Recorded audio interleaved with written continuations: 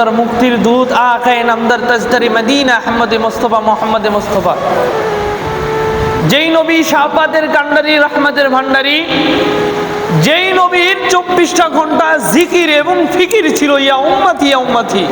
Even যেই নবী এখনো পর্যন্ত রওজায়ে আথারে ইয়া উম্মতি বলে কন্দন করতেছে, সেই হাবিবের শানে দরুদ শরীফ পাঠ করি, সকলে বলি সাল্লাল্লাহু আলাইহি সাল্লাম।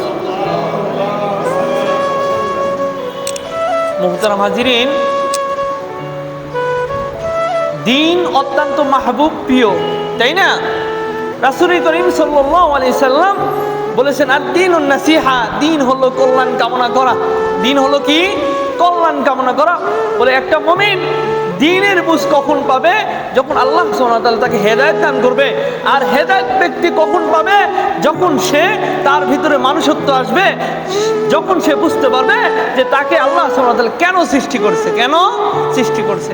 বলে মুহতারাম হাজিরিন, দুনিয়াতে কোনো জিনিস এমনি সৃষ্টি করা হয় না, এর পিছনে ভাইটাল থাকে, হাকিকত থাকে না? হাকিকত থাকে।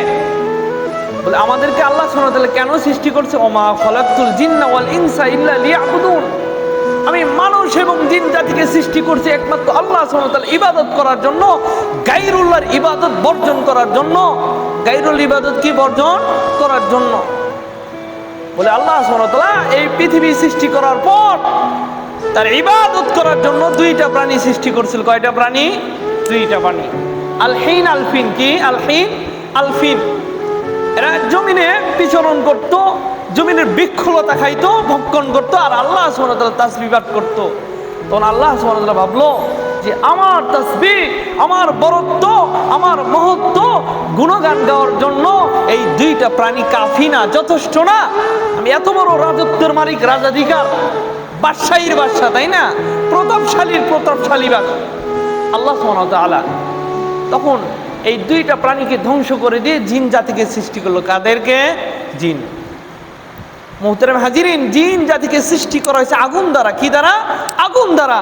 আর আগুনের মৌলিক এবং ফিতরত গুণ হলো সে নত হয় না, উপরের দিকে উঠতে চায়।